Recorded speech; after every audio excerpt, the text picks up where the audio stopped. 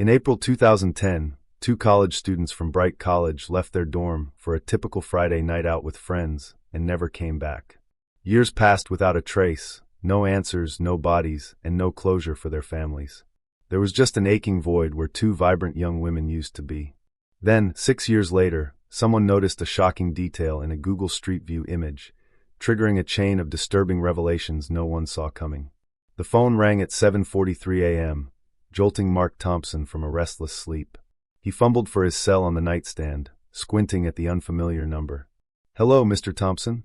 This is Detective Rodriguez with the Aurora County Police. I need you to come to the station immediately. We found something regarding your daughter's case." Mark's heart slammed against his ribs. 6 years.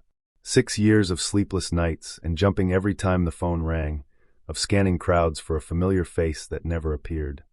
"What did you find? Is it Sarah? Is she?" "Mr. Thompson, I'd prefer to discuss this in person. Can you come to the station? Just tell me if she's alive or dead," he rasped, the words scraping his throat raw. "Sir, we discovered remains in the Aurora Alley sewer system, but I need you to understand." Rodriguez paused, and Mark could hear papers shuffling on the other end. "The remains we found belonged to May Chin, your daughter's roommate." Mark's legs gave out. He sank onto the edge of his bed, gripping the phone with white knuckles. "May, not Sarah." A wave of relief flooded through him, immediately followed by crushing guilt. May was someone's daughter, too. How? He managed. A citizen reported suspicious Google Street View footage from the area. They noticed a man at a car trunk with what appeared to be white material visible inside. When we investigated the location, we discovered the remains in the sewer system, preserved in plastic wrapping. Mark's mind reeled. Google Street View. After 6 years, a random photo from a mapping car had broken the case open. The man in the photo, do you know who he is? We're working on enhancing the image. The citizen who flagged it said something about the man's posture seemed off, like he was struggling with a heavy weight. We're checking when the Street View car passed through that area. Mr. Thompson, I need you to come in. We're reopening the entire case with new urgency, and we'll need to re-interview everyone from 2010. I'll be there in 20 minutes. Mark threw on yesterday's clothes, his hands shaking as he grabbed his keys. The 15-minute drive to the police station passed in a blur of red lights he barely noticed. His mind kept circling back to that Friday night 6 years ago, April 9th, 2010. The girls had gone to Chrome, a popular college club. Sarah had texted him at 10:47 p.m., out with May. "Don't wait up, Dad. Love you." It was the last message he ever received from her. The police station's fluorescent lights felt too bright as Mark walked through the entrance. Detective Rodriguez met him in the lobby. She was a woman in her 40s with serious eyes and prematurely gray streaks in her black hair. "Mr. Thompson, thank you for coming. Please follow me." She led him to a small conference room where evidence bags lay on a table. Mark's stomach churned when he saw a muddied student ID card in one of them. Even through the plastic and dirt, he recognized May Chin's bright smile from the photo. "This was found with the body," Rodriguez said gently. "The preservation in plastic helped maintain certain evidence. We're running DNA tests now." "Their dorm room," Mark said suddenly. "When we went there after they disappeared, everything was exactly as they'd left it." Sarah's economics textbook was still open on her desk. Chapter 12. I remember because she'd highlighted nearly every line. May's coffee mug was half full on her nightstand, with lipstick marks on the rim. Rodriguez nodded, taking notes. "Those details were in the original file. We photographed everything. 2 20-year-old women don't just vanish without taking anything. No clothes, no money from their accounts, and no cell phone activity after that night." "The Street View footage. Can I see it?" Rodriguez pulled out a printed screenshot. The image was grainy, showing a man in dark clothing bent over an open car trunk. The angle only caught his back and side profile, but white plastic was clearly visible in the trunk's interior. The timestamp read June 15, 2010, just 2 months after the girls vanished. "We're having tech enhance this, checking traffic cameras from the area, anything that might give us a clearer image or license plate. The fact that he was moving May's body suggests she was with someone else. Suggests Sarah might still be alive somewhere," Mark finished. "That's what you're thinking. We can't jump to conclusions, but yes, it's a possibility we're exploring." A knock on the door interrupted them. An officer leaned in. "Detective, the Chens are here." Mark's chest tightened. Through the conference room window, he saw May's parents in the waiting area. Mrs. Chin clutched her husband's arm, her face a mask of devastation. Mr. Chin stared at nothing, looking like he'd aged 20 years in a morning. "I should." Mark stood. "Take your time," Rodriguez said. Mark walked to the waiting area on unsteady legs. When Mrs. Chin saw him, she let out a sound that was part sob, part wail. He opened his arms, and she collapsed against him, her small frame shaking with grief. "My baby," she whispered in accented English. "My baby girl." Mr. Chin joined the embrace, and the three parents stood there, bound by shared loss. Mark held them while guilt ate at him from the inside. He was grateful, sickeningly, selfishly grateful that it wasn't Sarah's body in that sewer, that he still had hope, while the Chens had only devastating certainty. "I'm so sorry," he whispered. "I'm so sorry." Detective Rodriguez gave them time before gently separating them. "We're going to find who did this," she promised the Chens. "And Mr. Thompson, we're not giving up on finding Sarah. This discovery changes everything. Whoever took them made a mistake, and that Google footage is going to help us find him." Mark nodded. But as he looked at the Chen's shattered faces, he wondered if finding the truth would bring any real peace to any of them. Mark couldn't go home. Not yet. Instead, he found himself turning toward the university, drawn by an inexplicable need to retrace his daughter's last known steps. The campus looked exactly the same, yet entirely different. Exton Hall, Sarah's old dorm, still stood like a brick monument to his memories.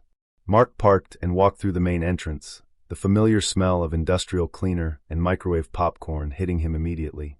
The same bulletin boards lined the walls, their cork surfaces peppered with colorful flyers. But instead of 2010's announcements for spring formal and economic study groups, he now saw Pride Week 2016 and Climate Action Committee. The carpet was the same, worn thin in the middle from thousands of students' footsteps. The burgundy pattern was faded but unmistakable. A group of girls rushed past him, laughing about someone's Instagram story. They looked so young, so carefree, just like Sarah and May had been. Mark climbed to the third floor, room 312. He stood outside what had been their room, listening to the muffled sound of today's occupants, music he didn't recognize and voices discussing a chemistry exam. These students had no idea that two girls had vanished from this very room, leaving behind lives interrupted mid-sentence.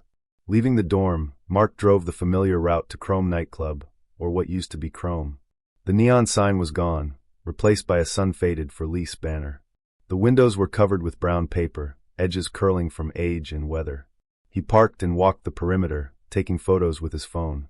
The surrounding businesses told their own story of time's passage. The Subway shop was now a vegan cafe.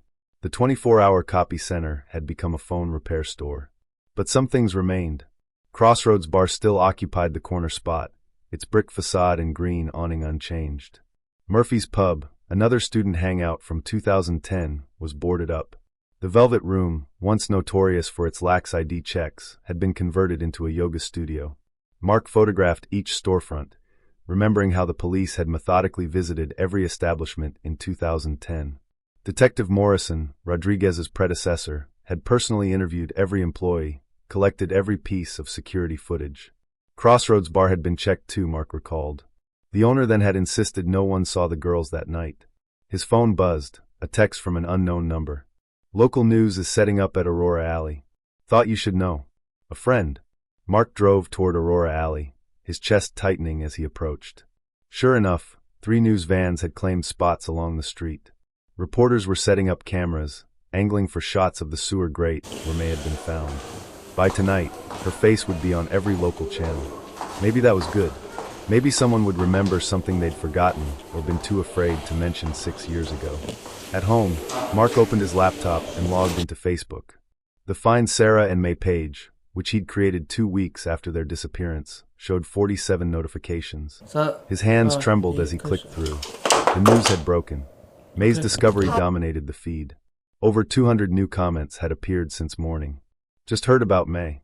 Praying Sarah comes home safe. I remember them from Psych 101. This is heartbreaking. Whoever did this is a monster. Hope they catch him. Old classmates were sharing the news story, adding their own memories. Sarah's freshman roommate posted a photo Mark had never seen. Sarah and May laughing at some dorm party, red Solo cups in hand. They were so young and alive it made his chest ache. Then he saw a message notification. Pete Garrison. The name wasn't familiar. Mark clicked open the private message. Mr. Thompson, I saw the news about May Chin. I'm devastated. I own Crossroads Bar on University Avenue. I know police talked to us back in 2010, but I recently had a conversation with a former bartender who worked that night. He mentioned something about serving 2 Asian girls matching Sarah and May's description. He didn't think much of it at the time, but after seeing today's news, I felt I had to reach out. Would you be willing to meet? I'd prefer to discuss this with you before contacting police, as I want to be sure the information is accurate. I'm at the bar now if you're available. Mark stared at the message. After 6 years of nothing, suddenly a witness emerges. His fingers hovered over the keyboard as he typed a reply. I can be there within the hour. Pete responded immediately. Thank you. I feel terrible this information didn't come out sooner. The bartender only mentioned it recently during a casual phone call. We were catching up, and somehow that night came up. I'll explain everything when you arrive. Mark leaned back, unease prickling his spine. Police had interviewed everyone at Crossroads in 2010. The owner, then, was it the same person? Had been adamant that no one saw the girls. Why would a bartender suddenly remember serving them 6 years later? And why contact him instead of going straight to police? Still, any lead was better than the nothing he'd lived with for 6 years. Mark grabbed his keys, hope and suspicion warring in his chest as he headed for the door. Crossroads Bar sat on the corner like it had for decades, its green awning faded but intact. Mark pushed through the heavy wooden door, his eyes adjusting to the dim interior. The place was empty except for a man behind the bar, presumably Pete Garrison. Mr. Thompson. The man looked to be in his early 50s, with a stocky build, thinning hair, and a practiced smile. I'm Pete. Thank you for coming so quickly. Mark approached the bar, taking in the typical college dive atmosphere, worn bar stools, sports memorabilia on the walls, and the lingering smell of stale beer and fried food. Can I get you something? Beer? Coffee? Pete was already reaching for a pint glass. Just water, thanks. I want to hear about this bartender. Pete filled the pint glass with beer anyway, sliding it across the bar. You look like you need it. Hell of a day for you, I'm sure. As a father myself, I can't imagine what you're going through. He paused, leaning forward.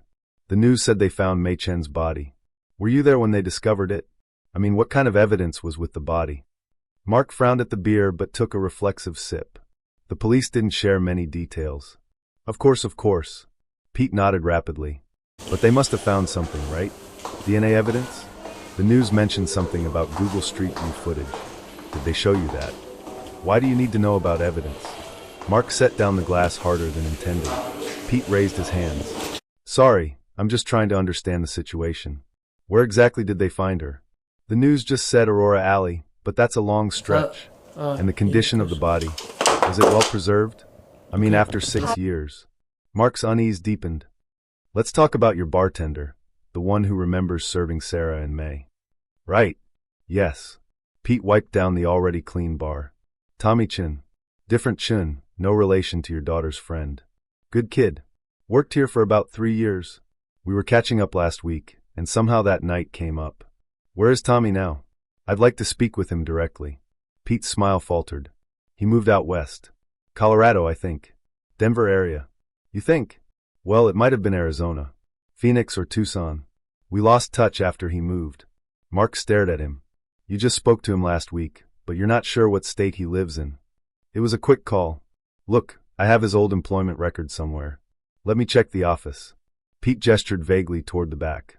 Make yourself comfortable. I'll just be a minute. As Pete disappeared through a door behind the bar, Mark stood and surveyed the room more carefully. The layout was typical.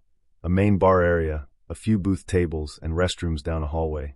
But what caught his attention was a heavy door marked storage. Employees only, near the restroom corridor. Unlike the other doors, this one had an electronic keypad lock, its small red light glowing in the dim bar lighting.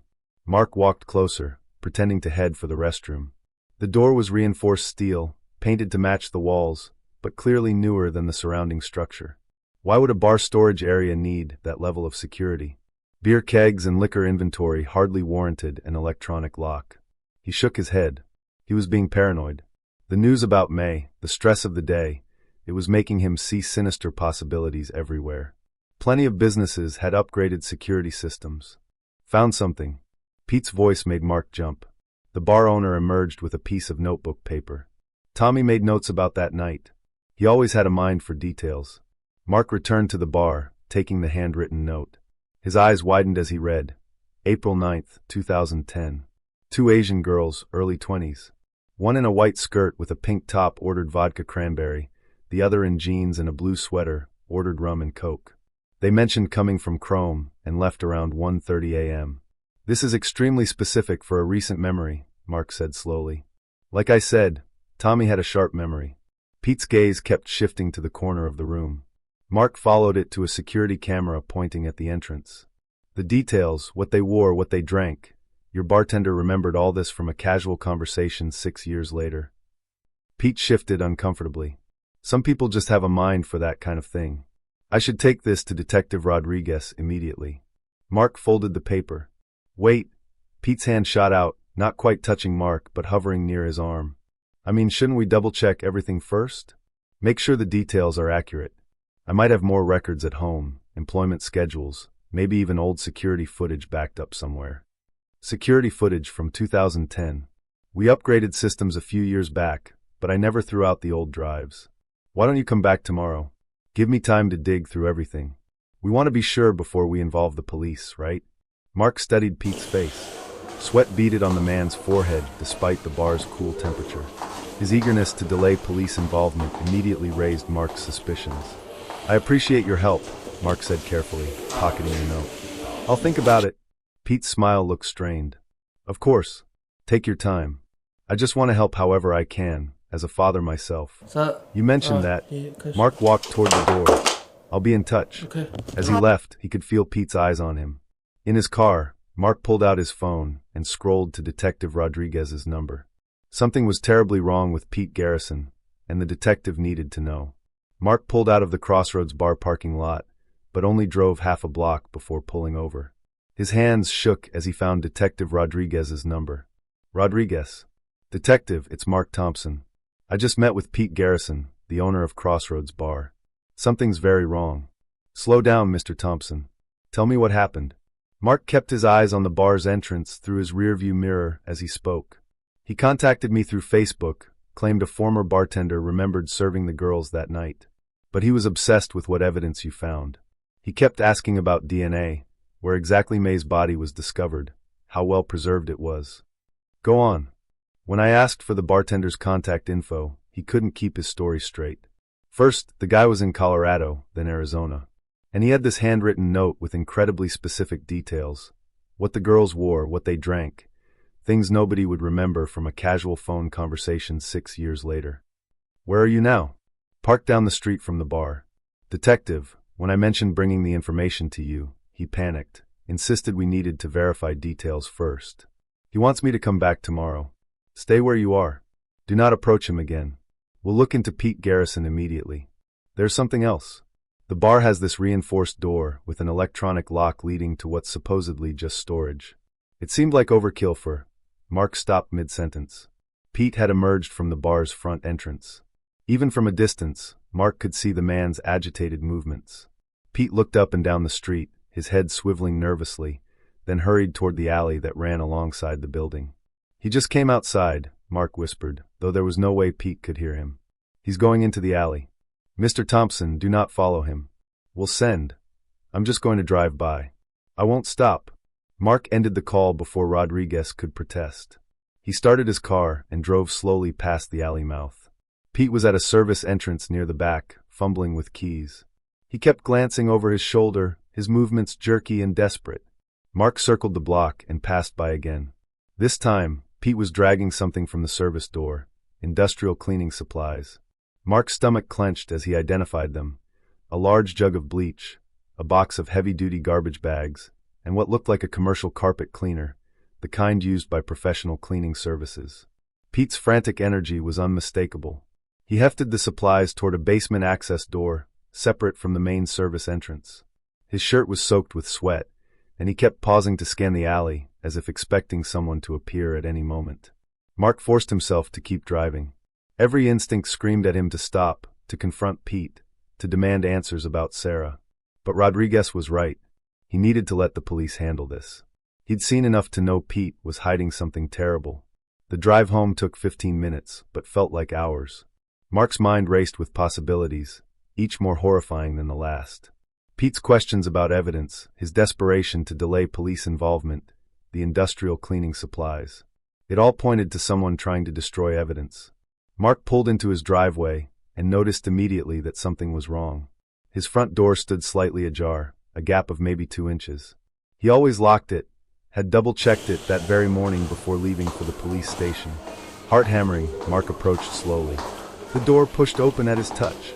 Muddy footprints led from the entrance through his living room, distinct against the beige carpet.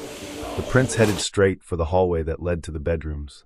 "Hello," Mark called out, though the house felt empty. He followed the footprints to Sarah's room. The door was open. Inside, everything appeared normal except for one glaring absence. Sarah's missing person flyer, which had hung on the wall for 6 years, was gone. Torn fragments clung to the tape marks on the wall. Mark's legs went weak. Someone had been in his house. Someone had come specifically for Sarah's poster. His phone buzzed with a text from Rodriguez. "Patrol car heading to Crossroads now. Where are you?" Mark typed with trembling fingers. "Home. Someone broke in. They took Sarah's missing poster." His phone rang immediately. Rodriguez's voice was tight with urgency. "Get out of the house now. Go to your car and lock the doors. Units are on the way." Mark backed out of Sarah's room, his eyes scanning for any movement, any sign he wasn't alone. The violated sanctuary of his home suddenly felt like a trap, and he knew with cold certainty that Pete Garrison was connected to all of this. Mark sat in his car outside his house, waiting for the police, when his phone buzzed with an unknown number. His finger hesitated over the screen before he opened the message. The photo hit him like a physical blow, Sarah's college ID card, the one she'd been so proud of freshman year. Her 18-year-old face beamed up at him, frozen in time. But it wasn't the ID that made his blood run cold. It was the black-gloved hand holding it against a concrete wall. The accompanying text read, "Come to Crossroads Bar basement alone in 20 minutes if you want answers about your daughter. No police or she disappears forever." Mark's vision blurred. Sarah. After 6 years of nothing, of empty hope and crushing despair, someone was dangling proof of her existence like bait. His hands shook as he zoomed in on the photo. The ID looked real, worn at the edges from use. The concrete wall behind it could be anywhere, but he knew. He knew it was Pete Garrison holding that card. This bastard had his daughter all along. His phone rang, Detective Rodriguez. Mark stared at the screen, his thumb hovering over the answer button. If he told her about the text, she'd forbid him from going. Police would swarm the bar. And if Pete was watching somehow, if he had cameras, if he saw the police coming, she disappears forever. Mark declined the call and opened a new message to Rodriguez. He typed, "Pete Garrison has Sarah. He just sent proof. I'm going to Crossroads Bar basement." His thumb moved to send, then stopped. What if Pete had access to his phone somehow? What if sending this message meant Sarah's death? He deleted the unsent message. Every instinct screamed that he was walking into a trap, but Sarah might be alive. After 6 years, his little girl might be waiting in that basement, and he couldn't risk her life by doing the smart thing. Mark drove back toward Crossroads Bar, his mind racing through possibilities. 20 minutes. Pete had given him 20 minutes, which meant he was watching, knew where Mark was. The break-in at his house. Pete must have done it while Mark was calling Rodriguez. He parked behind the building as instructed. The alley was darker now, the sun having set while he'd waited for police at his house. A single bulb cast weak yellow light over a basement entrance he hadn't noticed before, different from the service door Pete had used earlier. Mark got out of his car, legs unsteady. The alley was empty, eerily quiet. He approached the basement door, which stood slightly ajar. "Down here," Pete's voice drifted up from below. Mark descended narrow concrete stairs, the temperature dropping with each step. At the bottom, Pete waited with a pistol pointed at Mark's chest. The friendly bar owner facade was gone, replaced by someone Mark didn't recognize. Face flushed, eyes wild, sweat staining his shirt. "You couldn't leave it alone," Pete said. 6 years of nothing, and then that damn Google car, and now you asking questions, calling cops. "Where is she?" Mark's voice came out raw. "Move." Pete gestured with the gun toward a doorway. The basement was nothing like Mark had imagined. Instead of a simple storage room, corridors branched off in multiple directions. They passed an industrial freezer unit, its motor humming. More doorways led to rooms Mark couldn't see into. The space seemed to extend far beyond the bar's footprint, possibly connecting to adjacent buildings. "You know they're already looking for me," Pete said as they walked. "That detective called the bar. Asked about employee records. You ruined everything. 6 quiet years, and you had to ruin it." They stopped at a reinforced door with external locks, deadbolts that could only be opened from the outside. Pete fumbled with keys while keeping the gun trained on Mark. "Is she here? Is Sarah here?" Pete's smile was cold. "You want to see what your meddling caused? What's going to end because of you?" The door swung open to reveal a small concrete room. Mark's legs nearly gave out at what he saw, a narrow bed with a thin mattress. Women's clothing folded on a makeshift shelf. A bucket in the corner. And on the wall, scratches in the concrete. Hundreds of them, grouped in sets of 7. Calendar marks. Someone had been counting days in this underground prison. "Sarah." Mark lunged forward, but the room was empty. Pete shoved him inside. "She was here for a long time. But you've made things complicated." Mark spun around. "Where is she? What did you do to her?" "The same thing I'm going to do to you." Pete aimed the gun at Mark's head. "You're going to disappear just like your daughter. Only this time, there won't be any Google car to accidentally catch me. Nobody turning up in a sewer."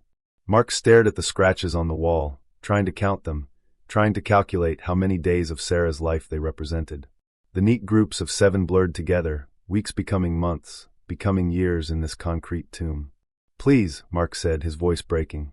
"Just tell me if she's alive." Pete's finger moved to the trigger. A sharp knocking echoed from above. 3 authoritative raps that made Pete freeze mid-motion. His eyes darted to the wall, where Mark now noticed a bank of security monitors he'd missed in his terror. "Police! Mr. Garrison, we need to speak with you." Pete's face contorted with rage and panic. The monitors showed multiple angles. 2 uniformed officers at the bar's front entrance, the main barroom interior, the alley where Mark's car sat visible, even the street view. Pete had been watching everything. The screens cast an eerie blue glow in the dim basement, showing the officers' body cameras were active, their patrol car prominent in the frame. "Damn it," Pete grabbed Mark's collar, pressing the gun to his temple. "Not one sound. You make any noise, she dies. Understand? Sarah dies." Mark nodded, his heart hammering. "Sarah." Pete had just confirmed she was alive. "I'll be right there," Pete called up the stairs, his voice shifting to something artificially calm. The transformation was chilling. He shoved Mark deeper into the room and pointed at the floor. "Sit. Don't move. If I hear anything, I'll kill her before they can stop me." Pete's footsteps thundered up the stairs. Mark strained to hear the conversation above, pressing his ear to the concrete ceiling. The distant sound of a door opening, then Pete's voice, muffled but audible. "Officers, sorry, we're closed. I was just down in the basement doing inventory. Mr. Garrison, we're looking for Mark Thompson. His car was seen in this area." "Thompson? The father of that missing girl? Haven't seen him since earlier today. He left around 4 o'clock. Seemed upset about something." Mark looked frantically around the room. He had to make noise. Had to alert them. A metal shelving unit stood against one wall, loaded with boxes. Mark crawled to it and shoved with all his strength. The shelf toppled with a crash that seemed deafening to Mark, but barely echoed in the thick-walled space. The concrete absorbed sound like a tomb.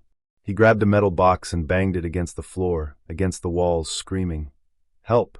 I'm down here." Nothing. The basement was too deep, the walls too thick. Pete's voice continued above, smooth and practiced. "You're welcome to look around if you want, but like I said, he's not here." "Is he in some kind of trouble?" "No, sir. Just want to make sure he's safe." "You said he seemed upset." "Yeah, asking about old employee records. Something about that poor girl they found, May. Tragic situation. He seemed really shaken up about it. Kept asking strange questions. To be honest, officers, I was a bit worried about his mental state." Mark pounded on the door until his fists bled, leaving smears on the metal. He screamed until his throat was raw. The conversation upstairs continued for several agonizing minutes. He could hear footsteps moving around. The officers were walking through the bar, checking. His hopes soared, then crashed as he heard the worst sound imaginable, the front door closing. Pete's footsteps on the stairs were slow, deliberate. Each footfall echoed like a countdown. When he appeared in the doorway, his face was flushed with anger and something else, fear. Sweat had soaked through his shirt, and his hands trembled slightly. "Your cop friends just signed your death warrant." Pete grabbed Mark's arm, dragging him from the room. "Come on. Time to see the grand tour before you die. They moved deeper into the basement complex. Mark's horror grew with each room they passed. A stained mattress in one corner, chains bolted to walls with disturbing patterns suggesting frequent use. Video equipment, cameras on tripods, professional lighting rigs, monitors showing different angles of a concrete room. The scene was a nightmare. Pete's voice was manic, his words a torrent of rage. 6 years of careful work, he screamed. Would have been 6 more if you hadn't. Is Sarah here? Mark's voice was a ragged whisper. Is my daughter here? Please, I just need to know. Pete's smile was a cold, cruel slash across his face. You want to know what happened to your precious daughter? You want to know everything. They stopped in front of a massive industrial freezer. Pete yanked the heavy door open, revealing the empty, bleach-scented interior. This is where I kept your daughter's friend. 2 years in here, before I had to move her. Construction started next door. Workers getting too close. Had to dump her quick, he sneered. And wouldn't you know it, a Google Street View car drives by at exactly the wrong moment. All my careful planning ruined by a mapping car. Sarah, Mark pleaded, his voice cracking. Just tell me. Pete's eyes narrowed to slits. You're going to end up exactly like May in this freezer, and no one will ever find you because I learned from my mistakes. Suddenly, the silence was shattered by a chorus of shouts from above. The sound of heavy boots thundered down the stairs.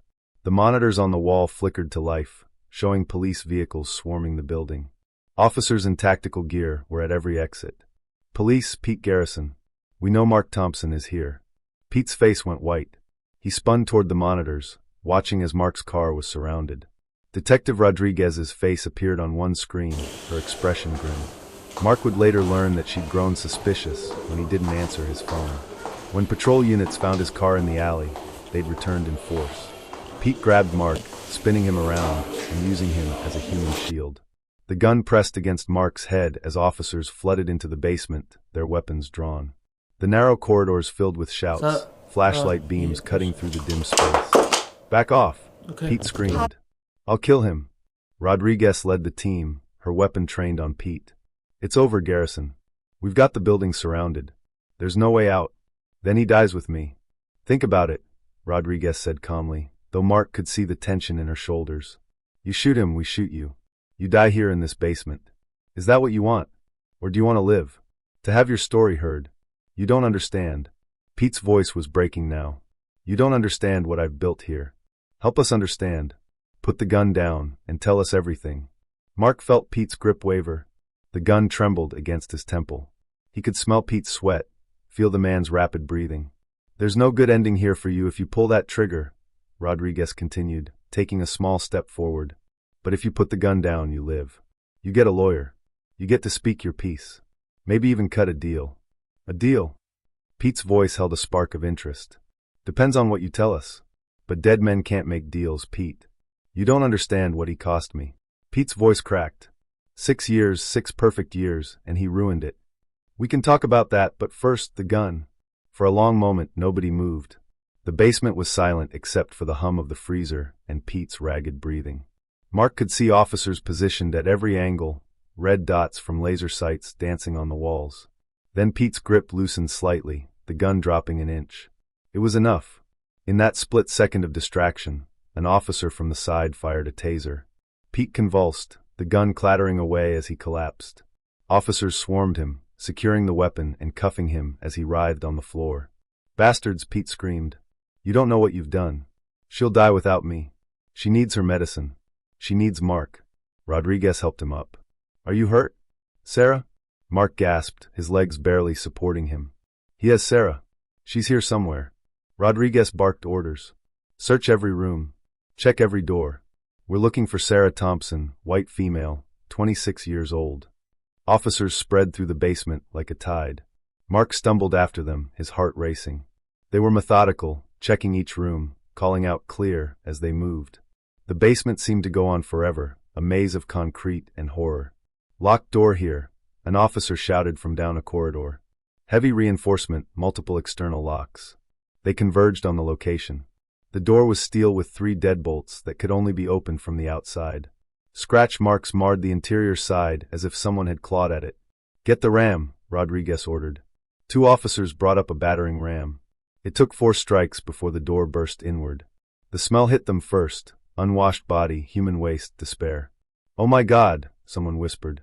In the corner on a filthy mattress was a figure that made Mark's knees buckle.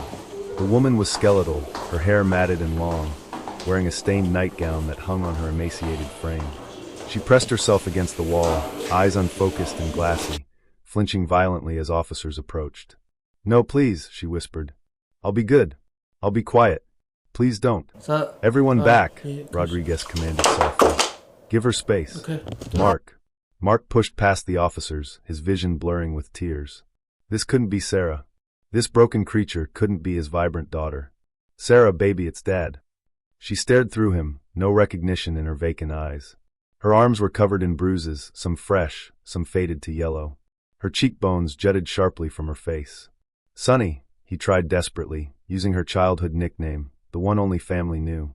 "Sonny, it's Daddy. I'm here to take you home." Something flickered in her eyes. Her head tilted slightly like a bird hearing a distant call. "Daddy." The word was barely a whisper, uncertain like she was testing a foreign language. "But he said, you stopped looking." "He lied, baby," Mark said, his voice choked with emotion. "I never stopped looking. Never." Sarah began to shake, then sob, horrible broken sounds that didn't seem human. Mark gathered her skeletal frame in his arms as paramedics rushed in. She weighed nothing, her bones sharp through thin skin. "Is this real?" she kept asking. "Is this real?" "It's real, Sonny. You're safe now. You're safe." The paramedics worked quickly but gently, starting in 4, checking her vitals. Sarah flinched at every touch, apologizing constantly. "I'm sorry. I'll be good. Please don't tell him I was bad." "Pete's been arrested," Rodriguez told her firmly. "He's in handcuffs. He can never hurt you again." As they prepared to move Sarah to a gurney, she gripped Mark's hand with surprising strength. "There were others," she whispered. "Before me. He showed me videos, said I'd end up like them if I wasn't good." Rodriguez's expression darkened. She stepped away to speak into her radio, ordering teams to tear the basement apart, to check every wall for hidden rooms.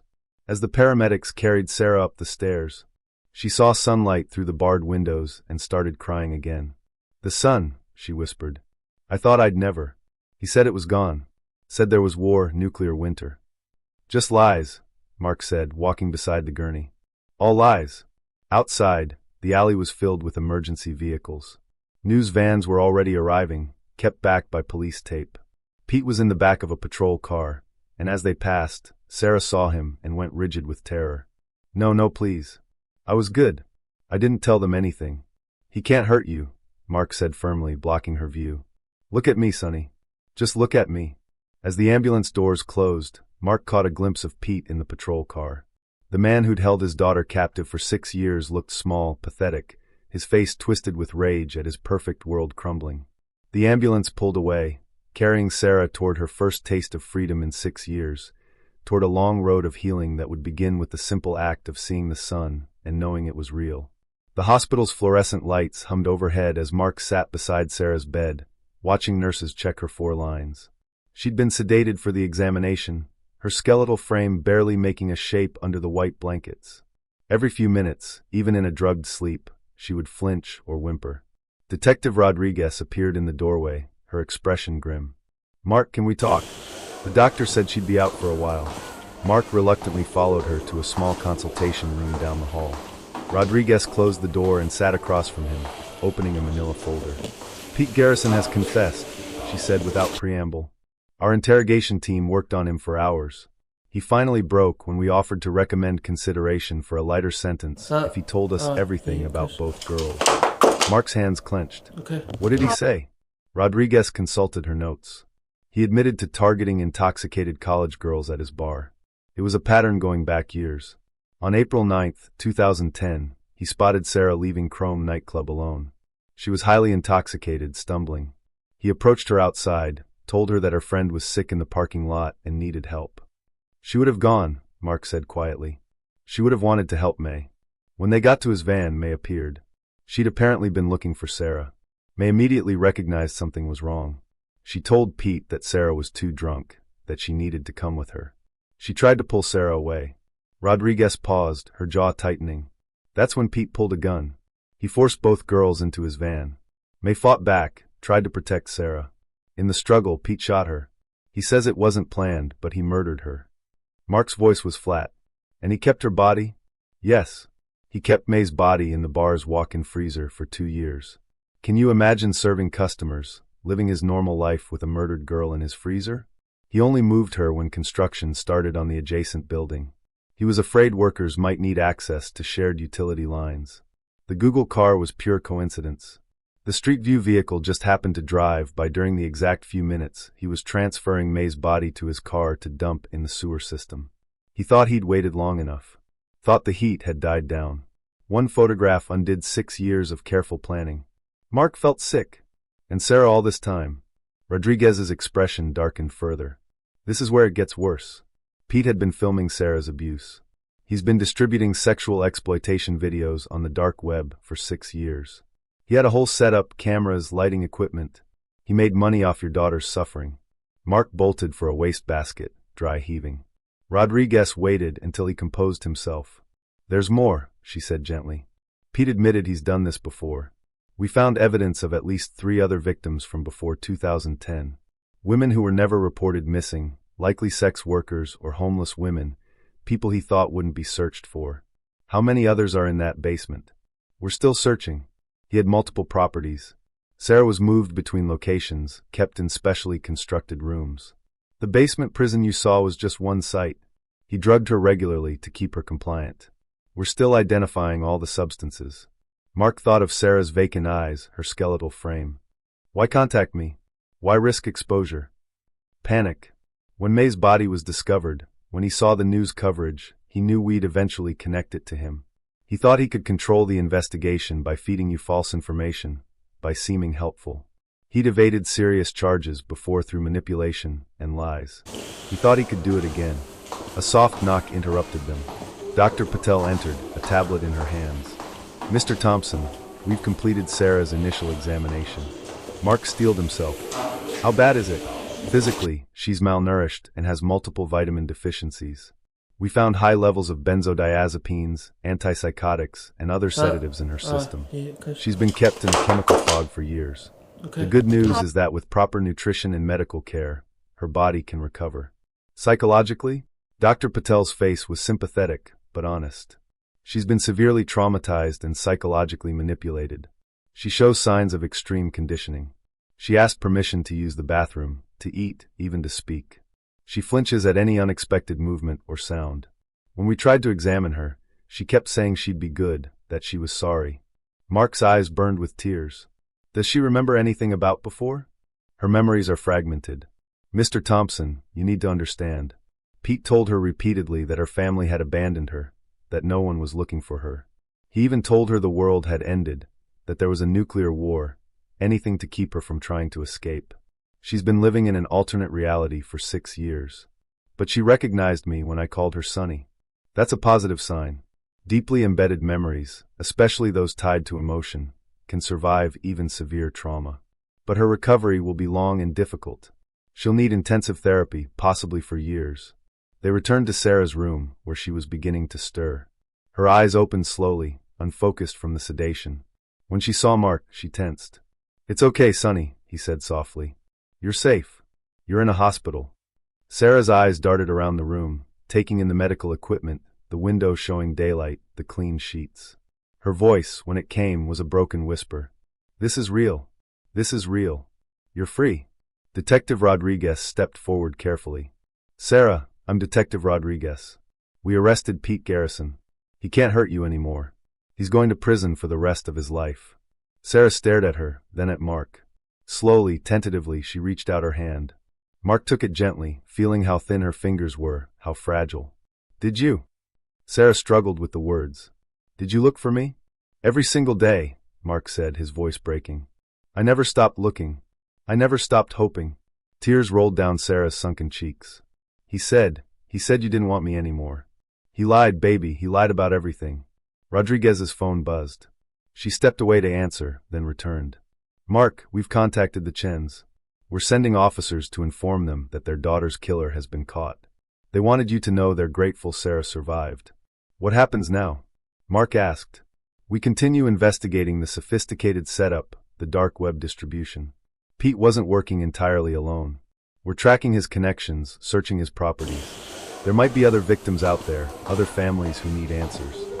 Mark looked at his daughter, 26 years old now, but broken in ways that made her seem both ancient and childlike. 6 years of her life stolen. 6 years of torture that no amount of justice could undo. Sarah squeezed his hand weakly. Dad, will I get better? Dr. Patel answered gently.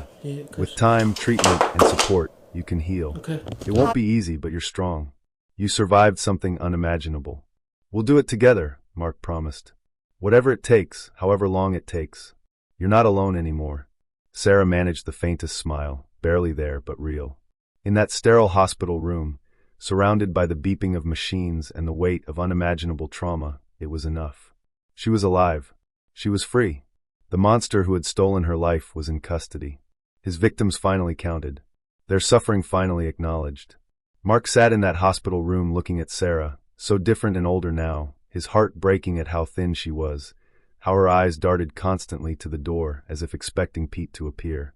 He felt rage at the monster who had done this, overwhelming gratitude that she was finally free, and desperate hope that someday, somehow, his daughter would be able to heal from this nightmare.